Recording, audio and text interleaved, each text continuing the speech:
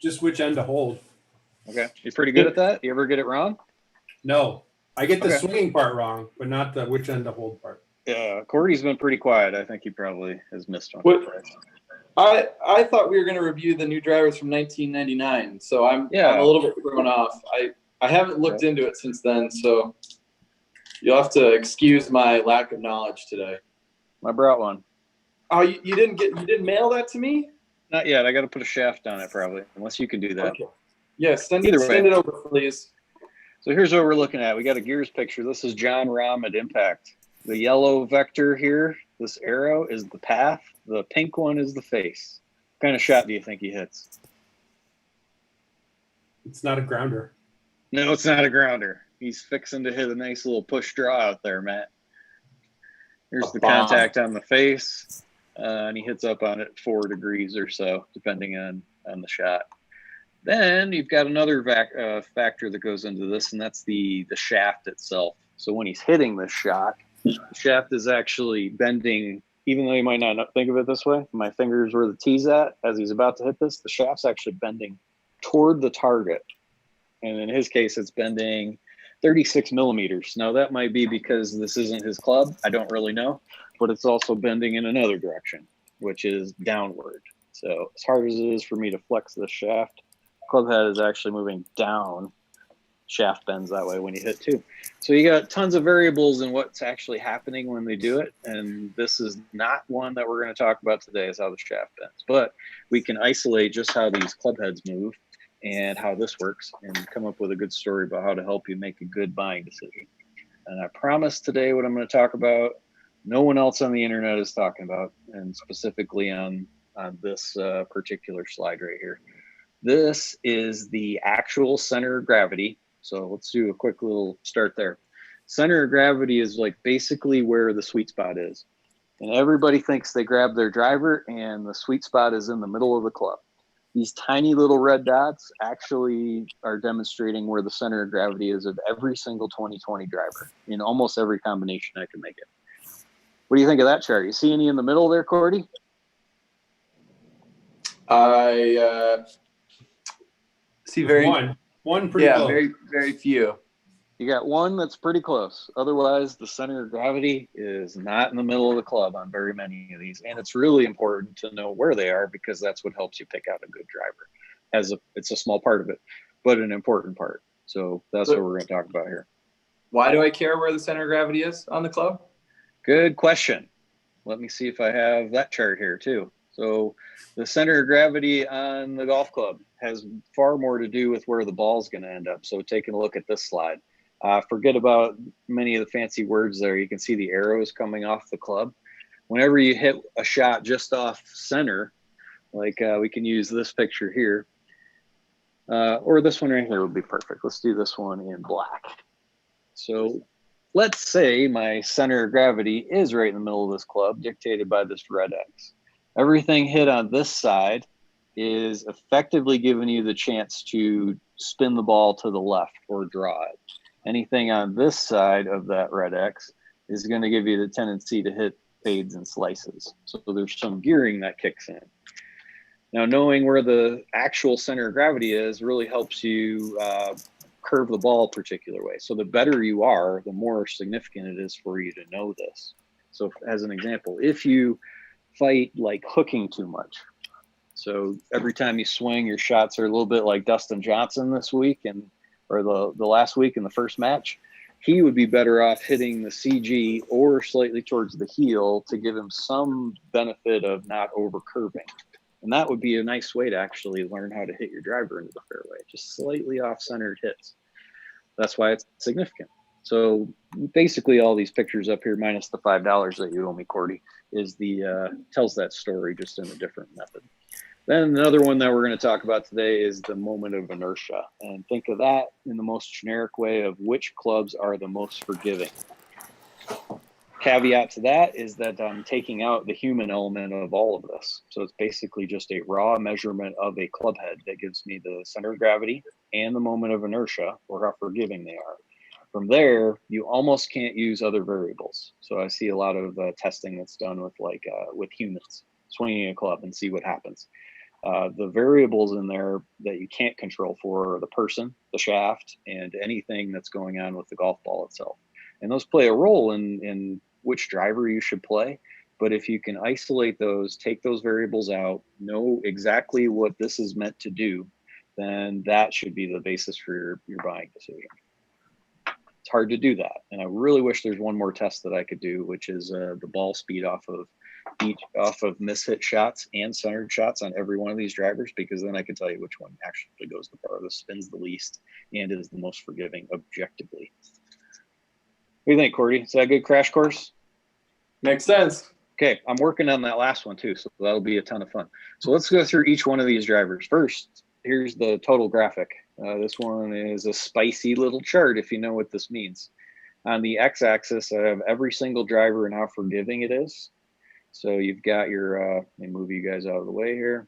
You got your TS2 Plus, which I'll talk about how that one actually works. So 410 Plus, Maverick Max, TS2, Ping, LST. Those are the most forgiving drivers out of all of them that I've tested. Doesn't mean these aren't forgiving. It just means that these are more. And then you've got your Maverick Sub-Zero as the very lowest. And then all those drivers you talked about in 1999, Cordy, they don't often fit in the chart. They might sit about where my cursor's at. Like, it's terrible. If you have a driver that's more than a couple years old, chances are you've got a potential issue with clubs holding you back. This MOI chart, this is your moment of inertia on the x-axis again, has like a modern driver. Your 410, your Max, your Sim Max D, all of those are really forgiving. They sit on the far right side of the chart.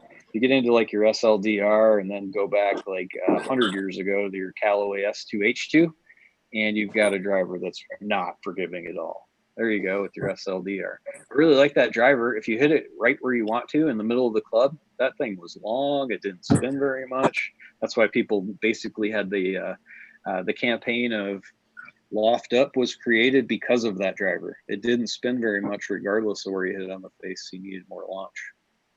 You still use that thing? Great. It was good. I had a 12 degree. I had this Tour AD BB6X, which was fantastic. Kind of want to hit this thing. It will be interesting for you to try, especially after maybe we talk about CG today. But when you mishit that even slightly, it's so low on our MOI chart relative to, say, the 4,500 to 5,000 grams per centimeter squared, which is how that measurement is actually taken. That difference of 1,000 to 2,000 on the chart here is really significant on mishit shots. So you hit that just a little bit on the toe, a little bit on the heel, the ball doesn't go as far, and it is going to be likely to be very crooked. So be practical with us.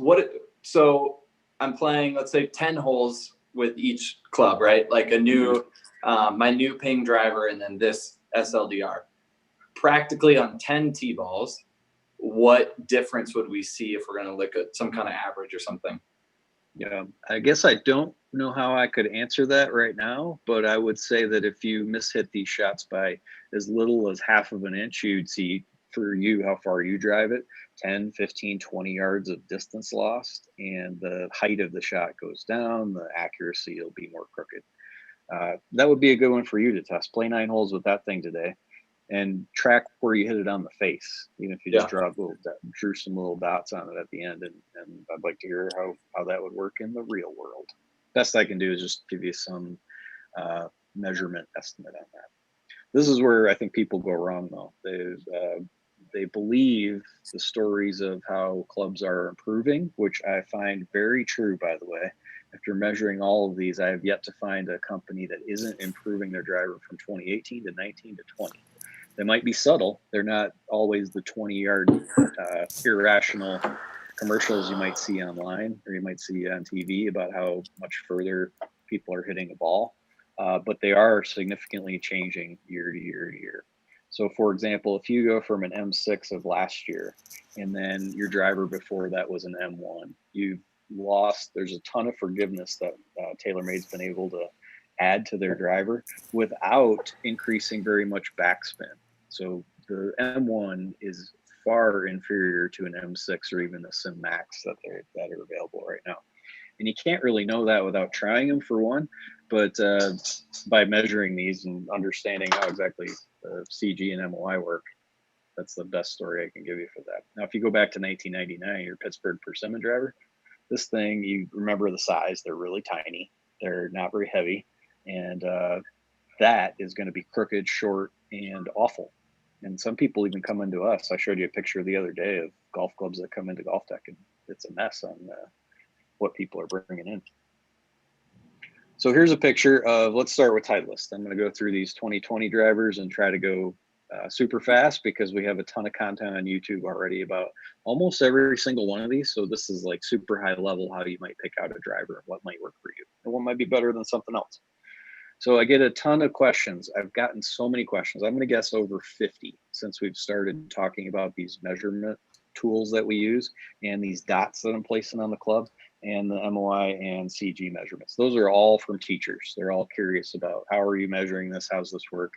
So my first disclaimer is that I'm measuring the way that I think is the most correct. And when you see numbers that might be different than what I have, or you have a hypothesis about how this is coming about, know that you can measure these clubs differently, just like most of golf itself can be measured multiple different ways. And I know that hits home to you, Matt. You've got friends who are in the whole golf world measuring people's swings in different ways. The same thing can be done for golf clubs. So yeah, and as I'm sure you're going to tell us, the measurements mean different things to different levels of person. So just because something tests lower in some certain category could well be better for a 20 handicapper versus a 5. Totally. And we haven't talked about this at all, but you're nailing the point about how moving around the CG changes the MOI or the forgiveness. So moving these things around doesn't make them, we see lower numbers or higher numbers. It doesn't make them better or worse. This one, though, I do really like. This is your Titleist TS2 driver. So the MOI here of 5216. To give you some perspective, illegal is 6,000. And this on my chart of MOI can at times be the highest one. The highest one I've really tested so far was either the Ping G410 or this Cobra driver, which our friends over at My Golf Spy have deemed the most accurate driver as tested by humans. So I'm actually doing the same thing with just our MOI measurements, and I'm not at all surprised that that was the most accurate driver because it has the highest MOI. That's probably a better way of doing it, running a test like that, than having a lot of people hit a shot. So this one is extremely forgiving, that 5216. And here's the center of gravity, basically in the middle, a little bit above the center, and possibly ever so slightly in the heel. A cool way to use this to your advantage, though, is that it does have an adjustable weight in there. And that's this part in the back. When you put the heaviest weight in there, the MOI gets really high because whenever you add weight, you're also making a club more forgiving. So I'll keep trying to mention forgiveness basically is synonymous to the MOI piece. When you add some more weight, you make a club more forgiving. If you couple that with making the shaft ever so slightly shorter with this head and that heavy weight, you have like the combo for the straightest driver that's being made right now. So while most people don't think of Titleist as really making a really superb driver, this thing is awesome. And that would be a cool way to go about it. Like if you want to hit a fairway, you just need to do it. I think that's a great place to start. I don't have a slide for this one. This is the TS1. This is their newest driver. So we measured the CG yesterday, or sorry, the MOI yesterday, and it comes out at about 4,800, which is lower than this too, but the head weight is also 10 to 15 grams lighter than the TS2. So what you're getting is a really forgiving driver, not the most forgiving, but a really forgiving driver that's lighter, so you can potentially swing this thing faster and hit it farther. So I haven't done any experimenting myself, just hitting this, but this combo seems pretty good and interesting for someone who might want to hit it farther but still get a forgiving driver. Well, usually there's a little bit of a trade-off on forgiveness and distance. This might be a good combo, and this seems to be the trend. Is the OEMs are making drivers that you can swing faster because the forgiveness is almost maxed out all the way. It's amazing what happens to your average driving distance though when you don't hit 113 yards in the right trees. Your average, you got it. Definitely your mean, your median, those go up tremendously, and that's more what I'm interested in. Like if you go and you buy a driver off the rack and you just pick one up and you hit 10 shots with it and you say, well, I really like this one because I hit one really far, you're doing it wrong. That's the wrong way to do it. You really need to have someone who can guide you through this and help you with the sophisticated answer about why your drivers are better and give you some good objective data. The TS3 is really good. The MOI is actually lower than the 1 by a couple hundred grams per centimeter squared. So this one's just good because I think you can move that center of gravity around all over the place. So if you want to, if you're trying to avoid overdrawing, this would be a good place for the center of gravity towards the toe. And if you want to draw it, you can move it more towards the heel. And then that makes the shot that might land right on that red dot right there change the curve by up to 15 to 20 yards, depending on how fast you swing it. So that's like the value in knowing the CG, is knowing where to hit it. We're talking about drivers today, but many of the fairway woods and hybrids have their center of gravity closer to where my cursor is at.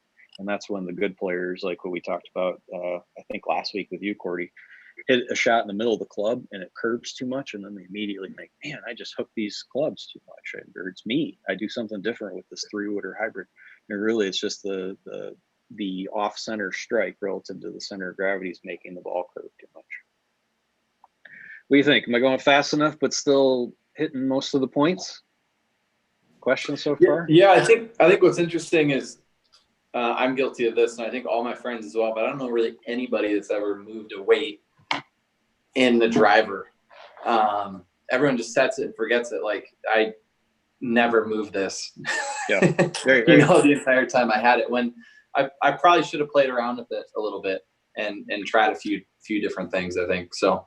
I think that's an interesting point now, understanding exactly what it's doing and why you might want to do it, especially with the concept of if you're trying to have a stock shot that you hit every time. I think that could really something to experiment with that I don't think many people do. Yeah, and I think they don't do it because they don't know how or why. Yeah, or they just crank it to the full setting. They also don't understand the relationship between setting the fade bias or draw bias relative to changing the loft, because changing the loft also messes with your tendency to hit it left or hit it right. And that's you're really hitting on a point there of these drivers are so adjustable with the sleeves that you can angle the shaft ever so slightly and change the face angle or the loft, adding loft, delofting it, closing the face. All of those are options now. So without the help of someone who actually knows what they're doing, you're kind of guessing, and then you're likely, as Matt, you've told me an analogy of, you're likely to have these be an ornament in your garage without some good help. So honestly, getting fit by someone who understands the center of gravity and how forgiving a driver is, and who's done it before and also understands how to teach people how to play better, that's like your ultimate recipe to spend a little bit of money on the front end to make sure that you don't make a bad investment. This is the one I'm telling Cordy all the time to try. This is your G410 Plus pictured up there. MOI is really high, almost 5,400, with the CG closer to the toe of the club. It's really good. This one is awesome, I think, for almost anybody who walks in just wants a driver that goes straight and far. I like this one a ton. It does spin a little bit more than others, so potentially just lowering your loft a touch would be a good idea with that one.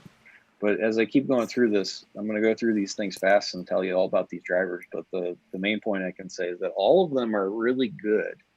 There isn't one of these that, for instance, I couldn't just grab, fit myself for the right combination of shaft and grip, and however I wanted to dial in the specs of every OEM and hit it really well. 1999, like Cordy brought up earlier, there was probably one good driver, and it wasn't even very good. But there was only one person making, or one company making a good driver. Nowadays, they're all doing a great job. It's just finding that one that's like tailored for you.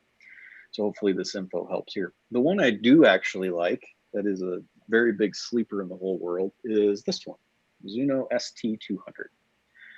As absurd as it is, Mizuno has a really nice driver here.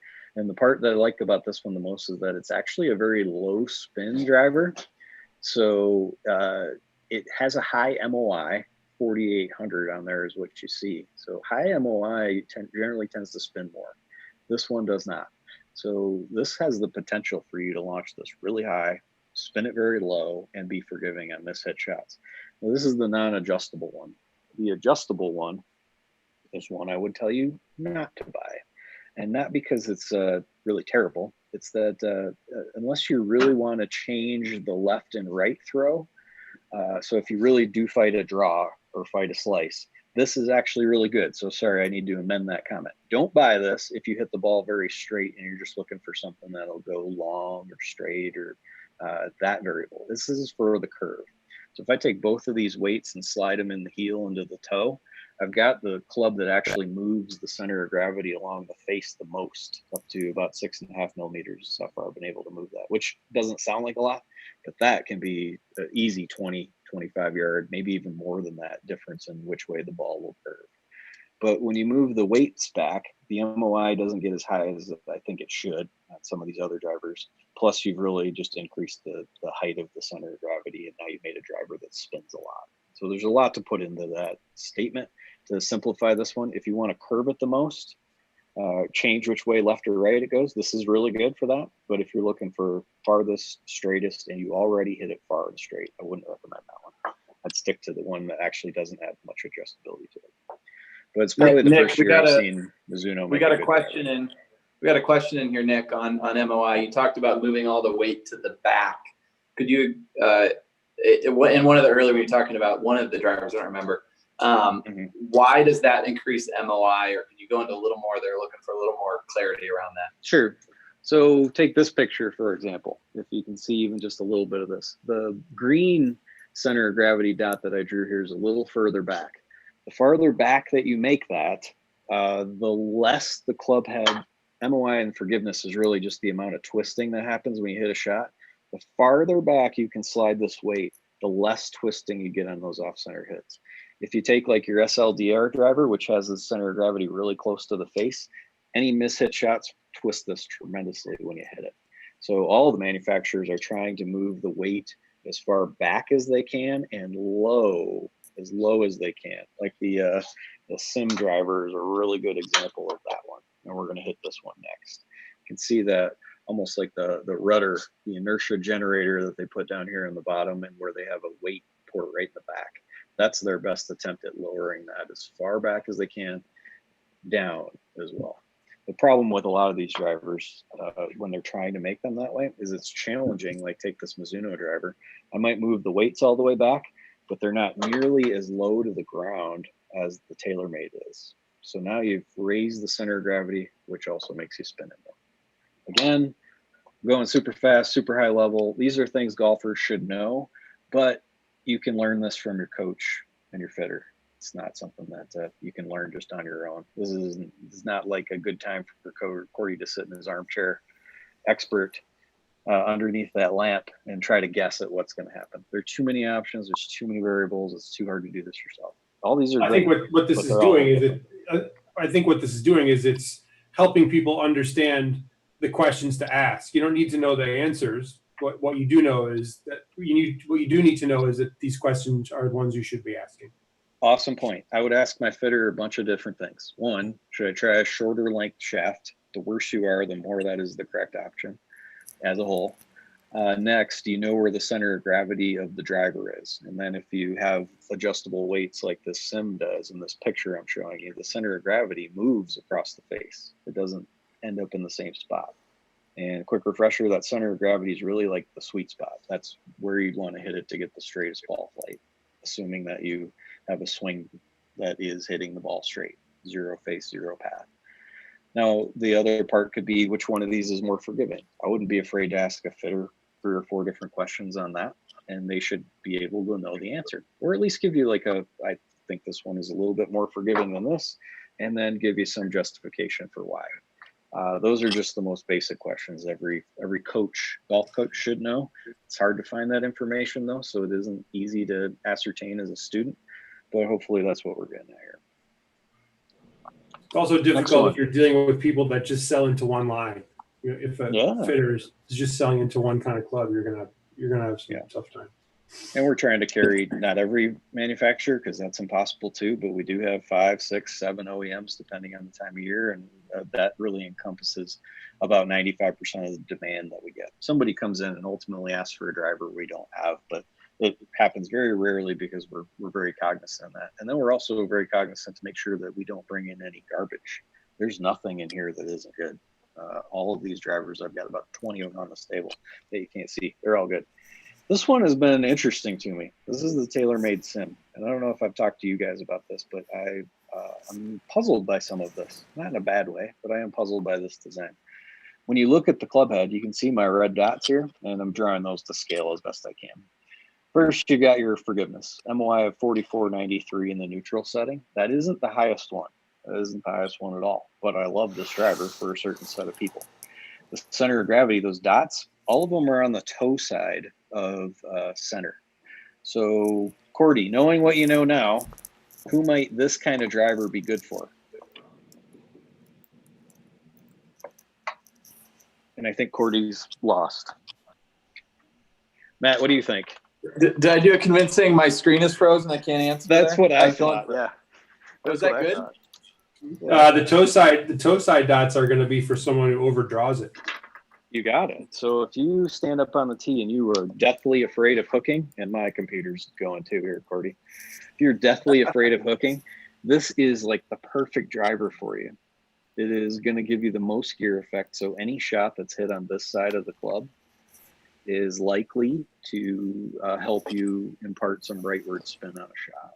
Like Dustin Johnson, always trying to hit fades, even though he's got the mechanics to hit some nice, high, massive draws. This is a great driver for him. The other part that I find interesting too is the neutral setting is this dot here. This dot is below the center of the face. It's actually the lowest one I've tested so far. So now you've got a spin variable. Anything that I hit above that dot actually has very low spin. So this could be a driver for someone who swings fast and hooks. This is the first one I would try. So this is like TaylorMade's tour driver then? Kinda, it's not. This is just their regular sim, but it effectively would be the best driver for tour players.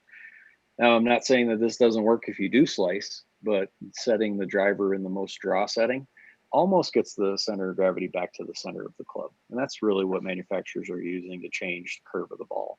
There are definitely more heel center of gravity golf clubs that would help you draw more. But I think this one's good for everybody. I'm just shocked at how low they were able to get the center of gravity and how the CG is toeward. But when you look at the actual design of the driver, there's a lot of mass of the club out here towards the toe, especially on the high toe, relative to some of the other drivers. So that's dragging some of the CG over, would be my best guess there too. So cool driver. I'm just confused at why it's built with the CG all the way towards, well, not all the way, more toeward than some of these other ones. Now here's your Sim Max. This one has a little bit of adjustability to it as well, but not very much. So the big dog, this is their straightest one for sure. The Sim Max center of gravity is right here. I've also drawn the Max D dot on it. That is this one. And you can see how that is slightly more heelward than anything else you've seen. So what they've done in the draw version is not done anything massively by closing the face 5 or 6 degrees. They just moved the center of gravity slightly towards the heel. So now you've got more gear effect, more potential for those draw shots. So I mean, just looking at these two, Nick, why would I ever choose the Sim? Just like looking at this, not like everything else thrown out the window, but why would I ever choose a Sim when I just want a pretty neutral driver that's forgiving, that I can hit as far as I can? Like what? Okay. Good question. Here's the dot for the Sim, just the regular Sim Max. Notice how it's ever so slightly towards the toe and slightly higher than the center of the face. Here is the Sim. This is the standard setting on that. It's slightly more towards the toe, but lower on the face. The lower the center of gravity, the less spin you put on the ball. The less spin you put on the ball, there's a chance, depending on who you are, that you hit this much further than the other one. Got it. So a centered strike here will spin significantly less. So this ultimately is your driver if you already hit it far.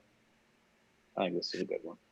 I mean, that's really interesting because I know for a fact, like personally, my strikes are high on the face and more towards the heel, just because I've been trained to hit it there. Like I was told from a young age that that's where the sweet spot on a driver was. So I've always tried to do that. And so my pattern is just kind of there. So it's really interesting to me that, they're changing that. And then what it would take for someone like myself to adjust after all these years of, trying to hit a driver a certain way. Yeah, on this particular case, so if you took that Sim dot that I'm hovering over here, and you actually struck the shot high and in the heel, just slightly, I know you're not mishitting it much, but a little high heel, you would get more fade bias on this one and a lot lower spin than what you're used to out of your G400. So yeah, that ball would look pretty different. You'd need more loft.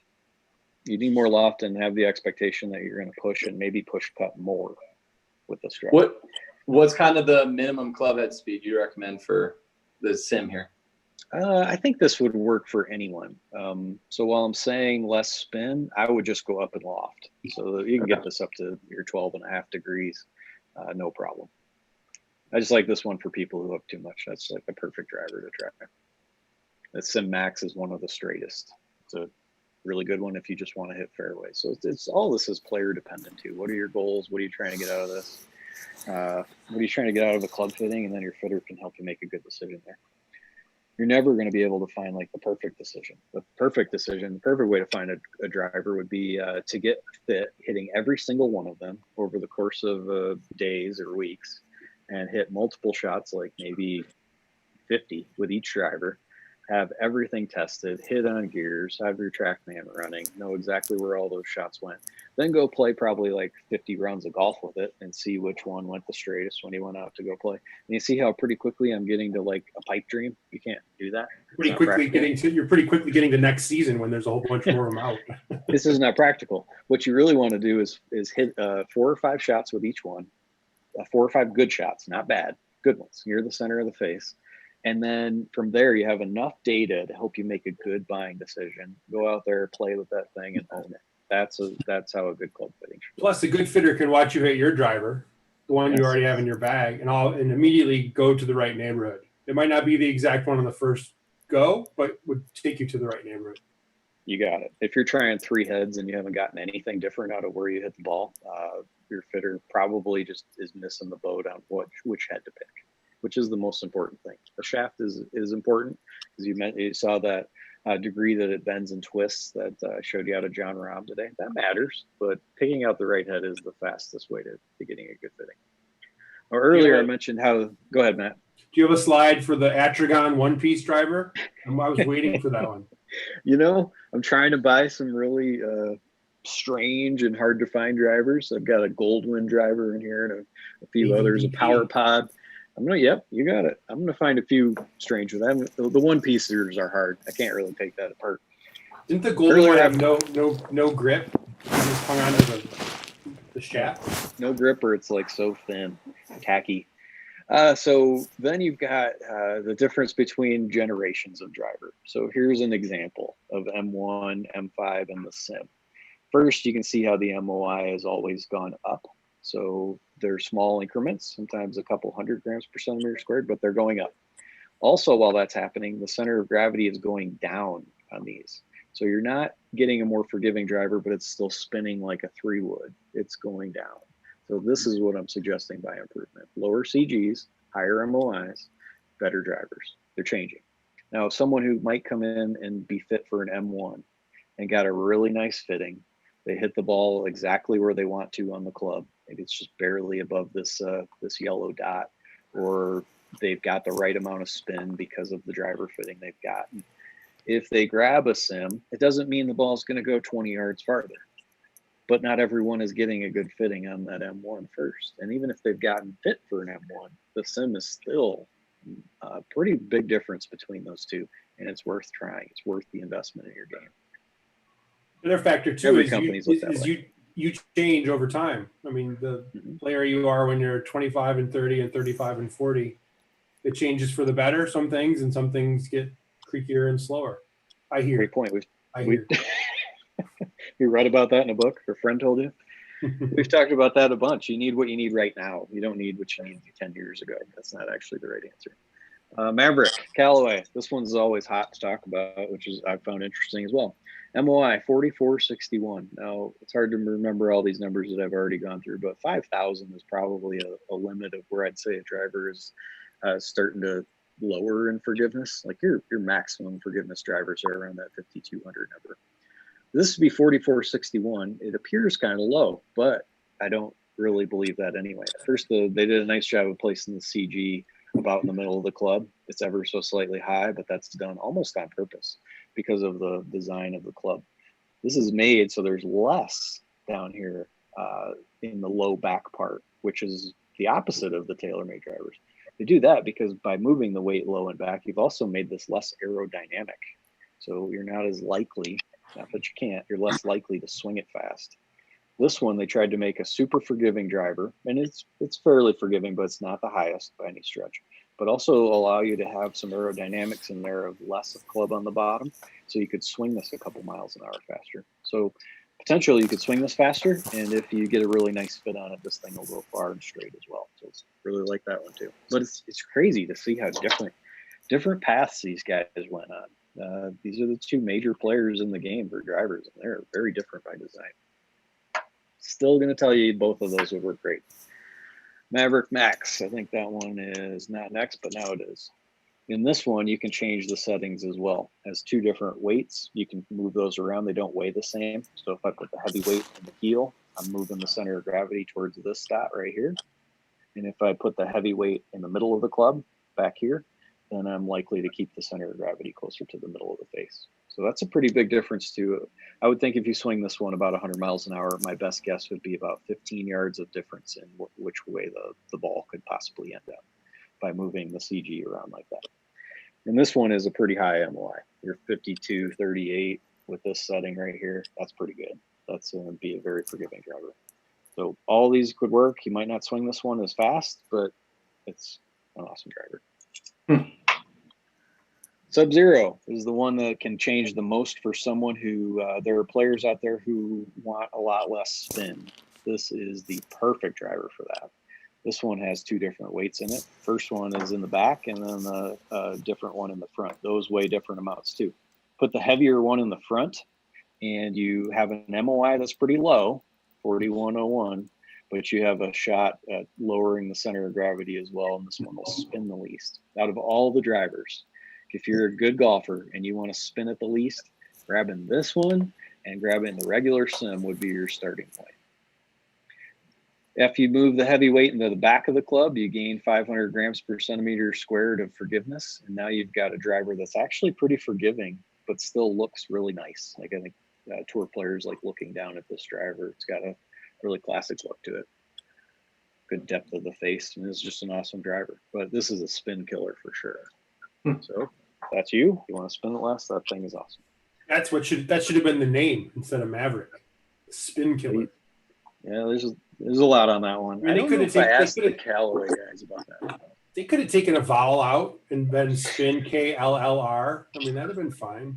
They already took a couple letters out, including a vowel to get to that. So, I mean, there's like your quick and dirty review about your 2020 drivers. The best advice I can give you is try to understand the concepts that I'm talking about here, which is where the sweet spot is and how forgiving a driver is. The terms used to describe that scientifically seem complicated. They're not.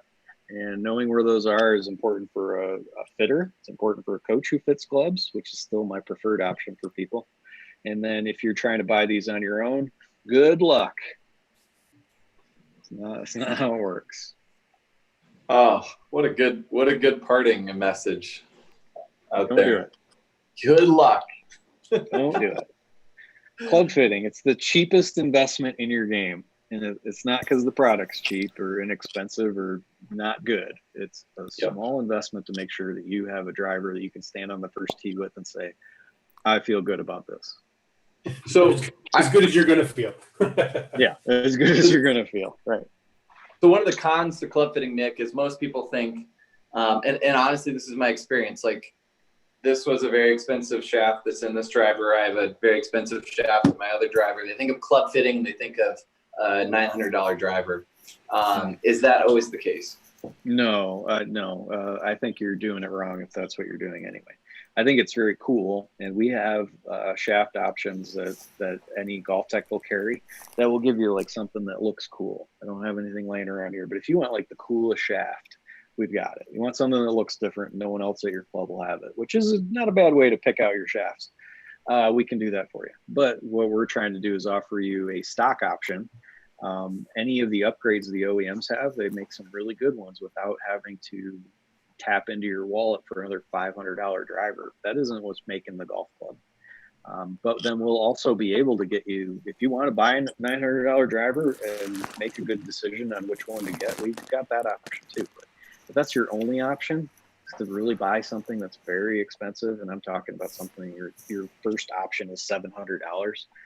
You're not getting $700 worth of value out of that. You should be trying something that's just a stock shaft and a stock club head that Callaway, TaylorMade, Mizuno, Ping, Cobra, and Titleist might have. So it's okay to do that. You hit some grounders, but your grounders had a lot of ball speed. I love that grounder term. My favorite golf word. I like it, but droop is right up there. Droop's pretty good. Deflection, droop, and grounder. You've got a nice little lexicon of words right there. So what else? You guys have to have, give me one question here about drivers that you kind of saw here and something that you think someone at home might want to know about. For me, the swing weight element is a really important one. And I find that the interaction between what the head weighs, how long the shaft is, and how much the grip weighs that's a big determinant for me in the way the driver feels. Leaving aside the data that you're talking about here, I have trouble producing a consistent impact location on the face if I can't get that relationship correct. Where do you find head weights ranging in 2020 driver heads? Sure. So all of these are around 200. Sometimes I find a 204. Sometimes I find a 190-ish, but they're all pretty similar that way. The swing weight that I think you're mentioning, most of these are going to come out near the low D range, like a D0, D1, D2. And that's typically what I'm trying to get at. But some of the combinations that I find people actually hit the best are much lighter than that. So having a shorter shaft and a stock head on it will significantly lighten what the club feels like. And that's really what swing weight is attempting to do. And I still see good results out of that. So I think that is very person to person dependent. If you did want to hit it really straight though, going with something heavy and short and heavy with the shaft is a good combo. And then you can get some higher swing weights out of clubs that still aren't made quite like, or aren't designed to be built like that, but you can get some good results and some heavy swing weights that way. Because really what you're after, in addition to performance, I mean, the art of club fitting now is such that I think you can achieve performance gains, but also get a club that feels the way you want it to feel. And that's a big deal. And why that's like, to your point about club fitting being relatively cheap for what you get, it lets you produce shots that you like to see and that you also like to feel. Yep. No, totally agree. You know, those are huge benefits of getting fit for your driver. What about the opposite, Nick, for folks that hit it relatively straight with their driver? Have you ever recommended somebody go with a longer shaft just to see how, if they can pick up any ball speed? Yeah, if you're, so first I would say that is a rare case, Gordy, as much as that might seem like that's pretty typical. Most people who are coming in for a club fitting aren't doing a great job hitting the center of the face relative to possibly their expectations. But that would be the perfect person to try this TS1 with. A lighter club head, super light shaft, and you could start trying some longer ones for sure. I don't know. I have some friends who have no problems fitting people for 46-inch drivers as their preferred driver. I don't see it. I don't see the results turning out that way. And maybe that's just more because of the importance and significance I put on having some sort of predictable ball flight. And I'm probably more interested in hitting fairways and teaching people to swing faster than giving them a longer club that might go farther if they hit it really well. But I don't really see too many people benefiting from over 45 inches on their driver shaft. Perfect. And what's the length you recommend experimenting with if you want to go more accurate? Depending on your skill, if you're terrible, you're rank beginner, you shoot in the hundreds, 3-wood shaft. So some of those can be as short as 43.5 built. That's just going to give you that centeredness of strike, which was the picture of John Rahm when you saw where he hit the club face. If I can get it out, here's where he hit it. That's step number one to hitting it far. Not get something longer and lighter where this becomes more complicated to do, but there's a possibility you swing the club faster. I mean, you can go down that school of thought, but I'd prefer let's teach people to hit the middle of the club with a driver they can swing fairly fast, and then teach them how to have better form to swing faster. Isn't that step one, 120 miles an hour of club head speed, dead center of the club? Isn't that the first step to being a professional athlete? That is the first step to being good at anything.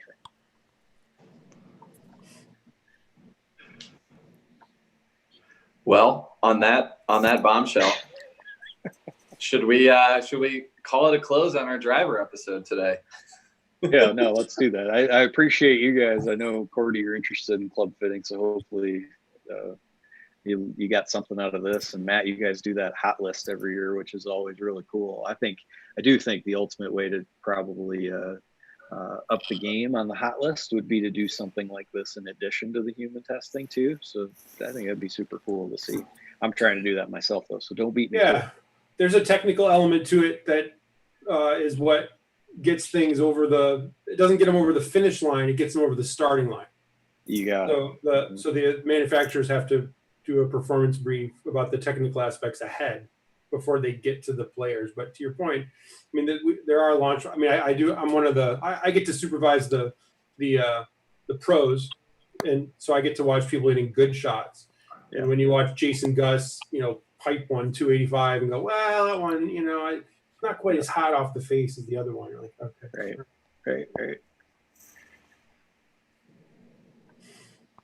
Is Cordy frozen again? Oh, no, there he is. I saw a head nod. I'm here.